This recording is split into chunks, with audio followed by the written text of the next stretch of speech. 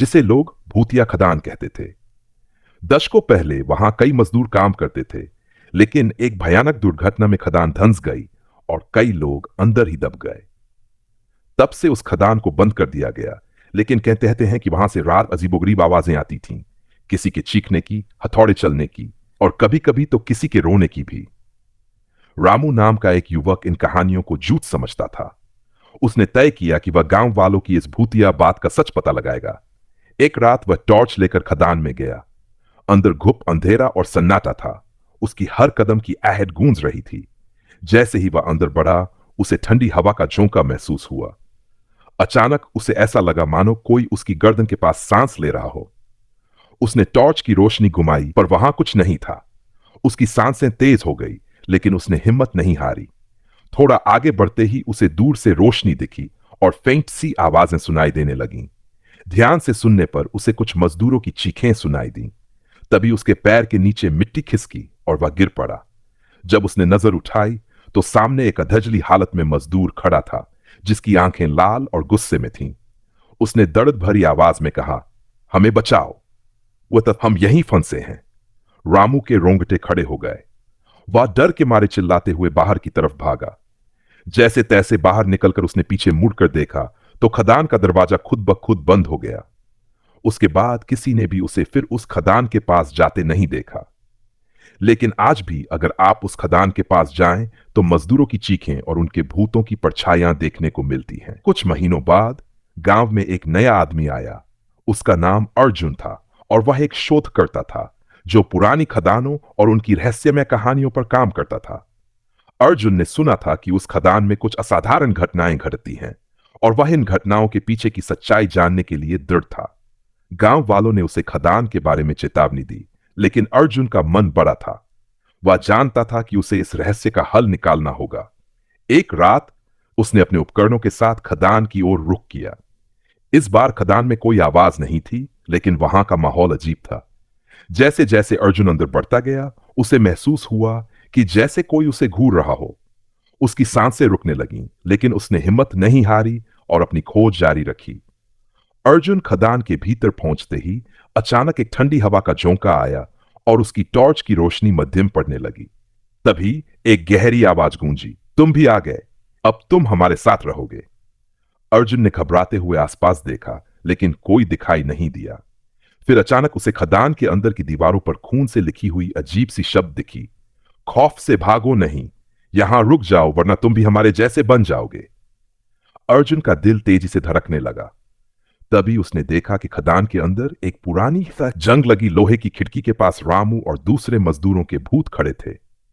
उनकी आंखों में अजीब सी गहरी बेचैनी थी, जैसे वे अर्जुन से कुछ कहने की कोशिश कर रहे हों। अर्जुन ने डरते हुए उनसे सवाल किया, क्या तुम सब मुक्त होना चाहते हो? भूतों ने उसे घूरते हुए धीरे धीरे कहा, मुक्ति का एक ही रास्ता है। तुम जो जानने आए हो उस जान के बाद तुम भी हमारे साथ रहोगे। हमें बचाने वाला कोई नहीं। अर्जुन ने हिम्मत जुटाकर खदान से बाहर निकलने की कोशिश की, लेकिन वह जितना बाहर की ओर बढ़ता उतना ही खदान के भीतर खिंचता चला जाता। एक पल ऐसा आया कि वह खुद को खदान के अंदर ही खो बैठा। उसकी आखिरी चीख सुनकर बाहर खड़े लोग डर के मारे वहां से भाग गए। अब अर्जुन का कोई पता नहीं चला और उस दिन के बाद खदान को फिर से बंद कर दिया गया। गांव वालों का मानना है कि अर्जुन भी अब उन मजदूरों के साथ रह रहा है जो खदान में दफन हो गए थे। आज भी जो लोग उस खदान के पास से गुजरते हैं, वे अर्जुन और रामू की चीखें सुनते हैं।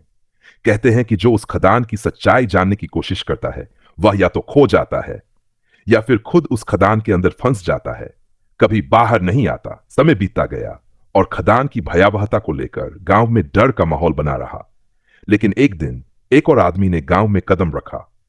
उसका नाम था दीपक और वह एक साहसी जर्नलिस्ट था जो खदान की अजीब घटनाओं की सच्चाई को उजागर करना चाहता था। दीपक को सुनने में आया था कि खदान के अंदर कई रहस्यमय घटनाएं हो चुकी थीं और वह अब तक उन पर लिखे गए कई रिपोर्ट्स पढ़ चुका था। गांव वालों ने दीपक को चेतावनी दी कि वह खदान के बारे में जानने की कोशिश न करे, क्योंकि जो भी वहां जाता है वह या तो पागल हो जाता है या कभी लौटकर नहीं आता। लेकिन दीपक ने उन सभी बातों को नजरअंदाज किया और अपनी जांच शुरू कर दी। उसने तय किया कि वह खदान के अंदर जाएगा और जो भी सच है उसे सबके सामने लाएगा। एक रात दीपक अकेले खदान की ओर बढ़ा। जैसे ही वह खदान के पास पहुंचा, उसे अजीब सी ठंडी हवा का एहसास हुआ। खदान का मुंह काला और डरावना था, जैसे वह किसी खौफनाक दुनिया का प्रवेश द्वार हो।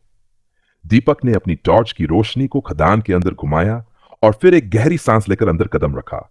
जैसे ही वह भीतर गया, उसे अंदर की गहरी चुप और अजीब सी शांति महसूस हुई। हर कदम की आवाज गूंज रही थी और उसके दिल की धड़कन तेज हो रही थी। वह खदान के अंदर धीरे धीरे आगे बढ़ा और तभी अचानक एक हल्की सी आवाज सुनाई दी, दीपक तुम भी आ गए हो। दीपक घबराया, लेकिन उसने अपनी हिम्मत बनाए रखी और आवाज की दिशा में बढ़ने लगा। थोड़ी दूर जाने पर उसने देखा कि खदान के अंदर दीवारों पर कुछ अजीब सी चित्रकला बनी हुई थी। ये चित्र उस खदान के अंदर मरे हुए मजदूरों के थे, जो किसी दर्द और कष्ट से गुजर रहे थे। इन चित्रों के बीच में एक बड़ा सा लाल रंग का निशान था, जो उसे खींचता चला जा रहा था। दीपक के पास कोई और विकल्प नहीं था और वह उस निशान के पास पहुंच गया। जैसे ही उसने उसे छुआ, अचानक पूरा खदान हिलने लगा। दीपक को एक भयानक आवाज सुनाई दी, अब तुम्हारी बारी है, तुम हमारे जैसे बनोगे। दीपक ने डर के मारे अपनी टॉर्च गिरा दी और खदान के भीतर गहरी अंधेरी और रहस्यमयी ताकतें उसे अपनी ओर खींचने लगीं। उसे महसूस हुआ कि उसके पास भागने का कोई रास्ता नहीं था।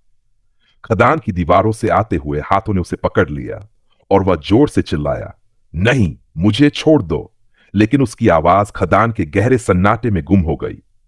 अंततः दीपक भी खदान में खो गया और उसका नाम भी अब उस खदान के रहस्यों के साथ जुड़ गया। कुछ समय बाद एक बार फिर से गांव वालों ने खदान के आसपास अजीब घटनाओं का जिक्र किया। गहरी आवाजें, अजीब परछाइयां और कभी-कभी उन आवाजों में दीपक का नाम भी सुनाई देता है। अब भी कोई उस खदान की सच्चाई नहीं जान सका, लेकिन यह कहानी पूरी दुनिया में फैल चुकी है। गांव वाले कहते हैं कि खदान के अंदर वे आत्माएं फंसी हुई हैं, जो कभी मुक्त नहीं हो सकती।